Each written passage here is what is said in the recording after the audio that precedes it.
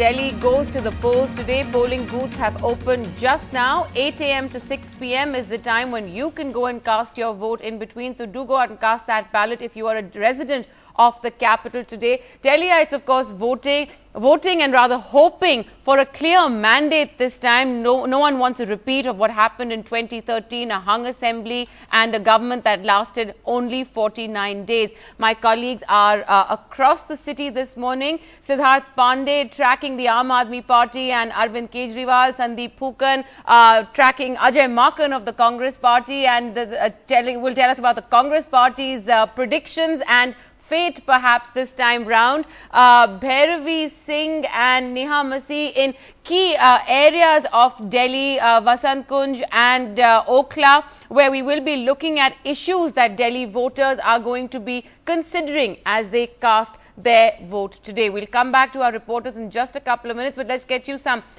basic information and statistics right now. Is that over 13 million people will vote in Delhi today. They're voting for a new government and hopefully a clear mandate as well. This after hectic campaigning by political parties. According to the chief election officer in Delhi, about 21,000 rallies were held across political parties in this extremely high voltage campaign.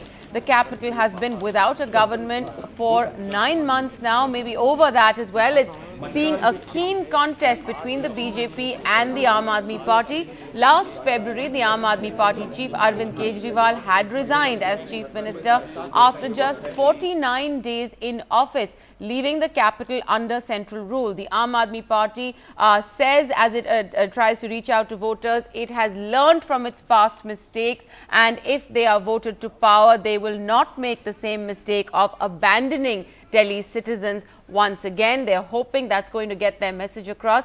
The BJP, of course, has been on a winning streak across the nation since last year's Lok Sabha elections as well. But does it face a tough challenge from Arvind Kejriwal? Opinion polls show an extremely tight race between the two. Well, let's go across to our reporters. Siddharth Pandey, if I can start with you first. 5 saal Kejriwal is what the Aam Aadmi Party has premised its campaign on, saying they've learnt from what they did the last time round. If they're voted to power, they're not going to abandon Delhi. Do you think that message has gone through?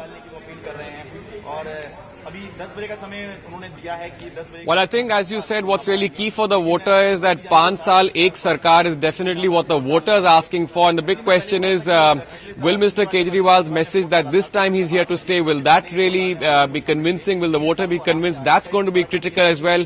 Mr. Kejriwal's actually been saying in most of his rallies that that was the past. They have learnt their lessons.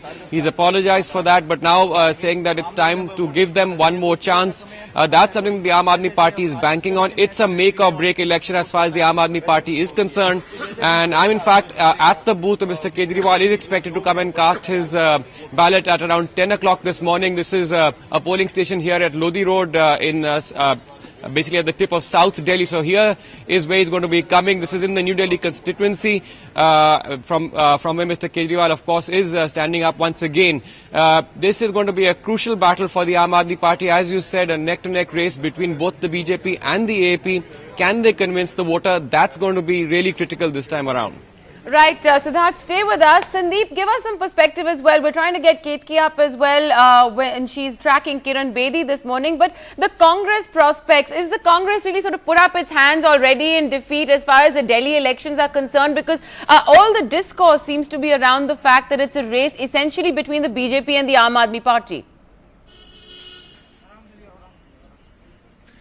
Absolutely, and in fact I've asked this question to Mr. Maken several times, and he says that did anyone give Mr. Kejriwal 28 seats when they actually managed to get 28 seats? So there are always, every election throws a surprise, and this election also there will be a surprise. But I just want to give you a feel of the pictures. The very first voter has come in. Let me see if I can try and get across to him. An elderly gentleman. आप थोड़ा हटेंगे? कौन सा election था वो साल याद है आपको? हाँ, मैं तो आरएसएस का आदमी हूँ सर. आप यू आर द फर्स्ट. मैं आरएसएस का आदमी हूँ. आप आरएसएस के आदमी. ये अकाली का सीट है. आपको क्या लगता है कि बीजेपी इस बार अच्छा करेगी या आम आदमी? बीजेपी जीतेगा, आरएसएस मोदी ने जीतना है, मोदी ने उसमें no doubt about it. Okay.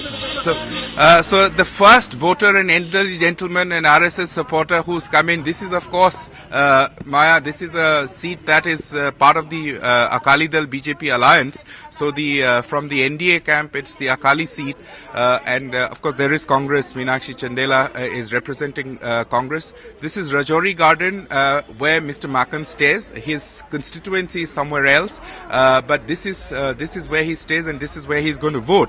I just want to tell you what I was telling you is that every election throws a surprise, and Mr. Makan surely believes that Congress is really the dark horse, and they will emerge with much better numbers than what pollsters have predicted for them. He cited the example of 2013 when no one gave Aam Aadmi Party more than 5 seats, but in reality they managed 28 seats. Whether that will happen or not, we don't know. But the very first voter seemed, no guesses for saying that he would support the BJP Akali Dal alliance candidate. He said it. He says he's been voting for 40 years. One of the very elderly gentlemen. But on that note, I just want to show you something on a personal note. Xavier, if you can pan the camera and show this ramp. Maya, last time around, I was here at the same booth in the Lok Sabha elections, and I remember that Professor Dr. Anita Ghai, who is a resident here, she refused to cast her vote, protesting against what she called as disabled, unfriendly measures. Now you can see that the Election Commission quite clearly took lessons from that, and they've built these ramps so that a person on a wheelchair can easily go and cast her vote. So that's a huge change. And the other irony of this polling center is this is called Sheila's Kids Zone. Don't forget that Mr. Makan was a minister in Sheila Dikshit's government for long before moving to central politics. And Ajay Makan and Sheila Dikshit are often seen, or at least at one point of time, Ajay Makan was seen as the main challenger to Sheila Dikshit's leadership in Delhi. Of course, so that's the irony of this place. Sheila's Kids Zone is where Ajay Makan is going to cast his vote, but it's really not going to be child's play for the Congress party to do well in this election.